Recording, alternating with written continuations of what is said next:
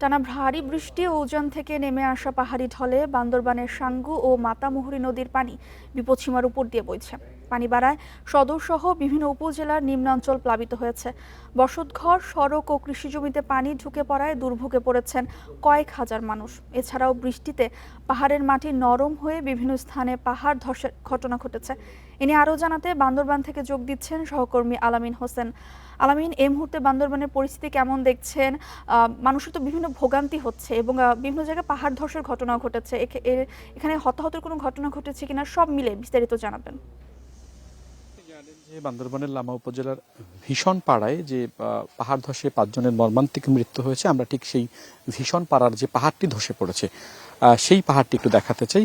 আপনি নিশ্চয়ই দেখতে পাচ্ছেন যে আমাদের ক্যামেরায় সহকর্মী সাগর আছেন, তিনি দেখাচ্ছেন, অত্যন্ত ঝুঁকি নিয়েই দেখাচ্ছেন একরকম বলা যেতে পারে। এই পাহাড়টির অংশ বিশেষ, অর্থাৎ সেটি গতকালকে রাত 4টার দিকে গভীর রাতে, এর আগের দিন গভীর রাতে অর্থাৎ এটি ধসে পড়েছে এবং এই পাহাড়ের ধসে পড়ার পরে পাশের যে বাড়িটি অর্থাৎ সেটি কিন্তু পাকা বাড়ি, পাকা স্থাপনা, একতলা একটি ভবন এবং তার উপরে পরে দেয়াল ভেঙে গিয়ে মূলত সেখানে 2 জনের মর্মান্তিক মৃত্যু হয়েছে।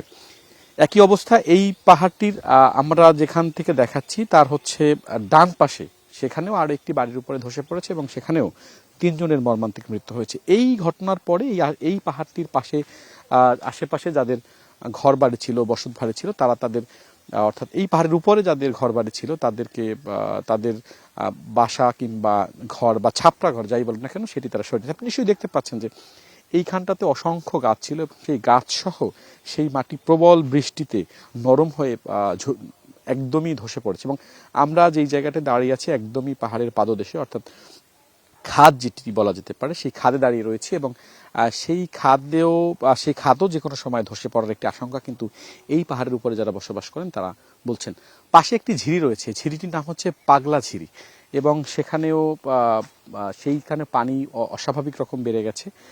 আমরা এই পথ দিয়ে ঢুকতে, অর্থাৎ এই যে পাহাড়ি পথ, সেই পথ ইট বিছানো পথ এবং সেই পথ দিয়ে গাড়ি নিয়ে ঢুকতে পারিনি। অর্থাৎ কোথাও কোথাও আমরা দেখেছি যে পাহাড় ধসে রাস্তা বন্ধ হয়ে গেছে, ইটের উপরে এই পাহাড়ের আস্তরণ অর্থাৎ মাটির যে আস্তরণ সেই প্রলেপ 1 থেকে 1.5 ফুট হয়ে গেছে, এরকম একটি পরিস্থিতি আমরা দেখতে পাচ্ছি। অর্থাৎ পরিস্থিতি অত্যন্ত নাজুক। সকাল থেকেও বান্দরবনে থেমে থেমে বৃষ্টি হয়েছে।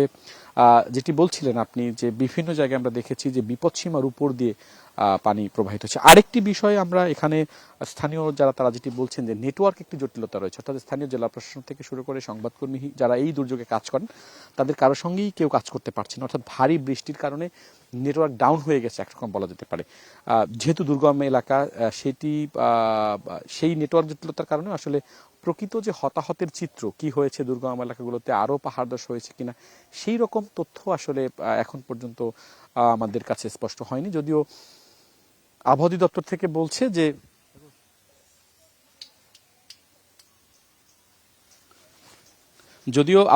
থেকে বলছে যে ভারী বৃষ্টির যে বিষয়টি সেটি রোববার থেকে কমে যাবে। তবে এখনো পানি কিন্তু এই বান্দরবানের যে সাঙ্গু যে নদী রয়েছে সেটির উপর দিয়ে অর্থাৎ বিপদসীমার উপর দিয়ে প্রবাহিত হয়েছে।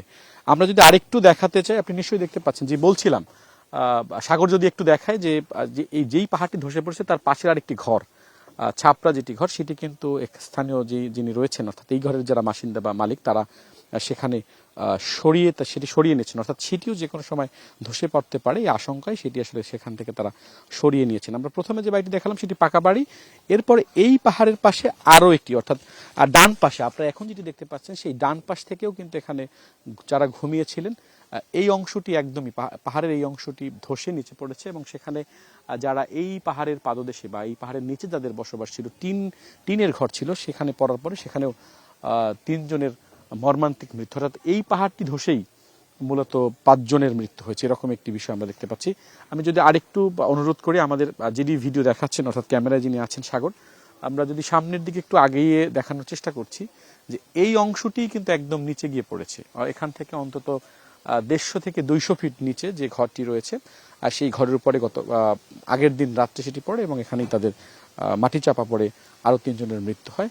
আপনি নিশ্চয়ই দেখতে পাচ্ছেন যে সেই বিবেচনা এখান থেকে তারা আসলে সেই ঝুঁকিপূর্ণ যে পাহাড়ের যে অংশ সেটি নিচে পড়েছে এবং এরপরেও যেটি ঝুঁকিপূর্ণ অবস্থায় সেটিকে সরিয়ে নিয়েছে। এখানে তারা যেটি বলছেন যে বড় বড় কিছু গাছ ছিল, সেই গাছ সহ অতি প্রবল ভারী, যেহেতু 5 দিন ধরে বৃষ্টি হচ্ছে এবং সেই বৃষ্টির কারণে পাহাড়ের নরম হয়ে গিয়েছে এবং সেই নরম হওয়ার পরে গাছ সহ সেটি ধসে পড়েছে।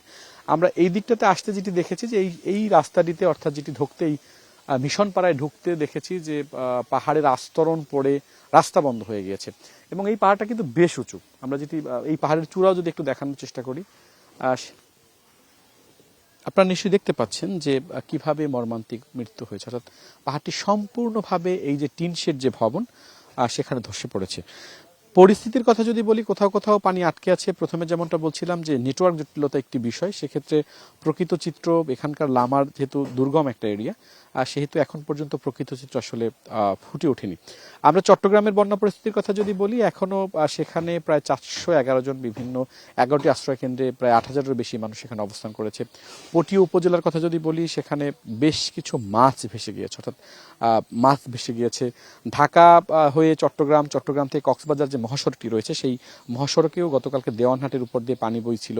বাইতুল ইজ্জত যেটি বিজিবি ট্রেনিং সেন্টার, সেখান থেকে পানি এত বেশি প্রবাহিত হয়েছিল যে বান্দরবনের সঙ্গে যোগাযোগ বিচ্ছিন্ন হয়ে গিয়েছিল। আরেকটি বিষয় যে ঢাকা কক্সবাজার টু চট্টগ্রাম যে সড়কটি, মহাসড়কটি, একটি গুরুত্বপূর্ণ পর্যটন যে সড়ক, সেই সড়কটিও কিন্তু আমরা নানা জায়গায় সেখানে ধসে ক্ষতিগ্রস্ত হয়েছে। এখন যে চিত্রটি আপনি দেখতে পাচ্ছেন সেটা সেই পাহাড়ের চূড়া, এবং সেই পাহাড়ের চূড়াই মূলত গতকালকে 4 জনকে দাফন করা হয়েছে, আর বাকি একজনকে তাদের যে বাড়ি সেটি হচ্ছে চট্টগ্রামে নিয়ে যাওয়া হয়েছে। এই হচ্ছে এখানকার পরিস্থিতি। তবে আমরা যেটি এখানকার স্থানীয়রা যেটি বলছেন যে পাহাড় এখনো অত্যন্ত ঝুঁকিপূর্ণ রয়েছে। কেউ কেউ সেখানে পাহাড়ের পাদদেশে কিংবা খাদে যারা রয়েছেন তাদেরকে সরিয়ে নেওয়ার চেষ্টা করছে। ঘরবাড়ি যেগুলো ক্ষতিগ্রস্ত রয়েছে সেগুলোও তারা আসলে নিজ দায়িত্বে সরাচ্ছেন বলে স্থানীয়রা আমাদেরকে জানিয়েছেন। ত্রাণের কথা যেটি বলা হয়, এখন পর্যন্ত প্রশাসনের পক্ষ থেকে কেউ তাদের সাথে যোগাযোগ করেননি বলে একটি অভিযোগ আমাদেরকে তারা করেছেন। আলামিন, আপনি নিরাপদা থেকে তথ্য সংগ্রহ করতে থাকুন। আমাদের সাথে ছিলেন আলামিন, বান্দরবান থেকে বিস্তারিত জানাচ্ছিলেন।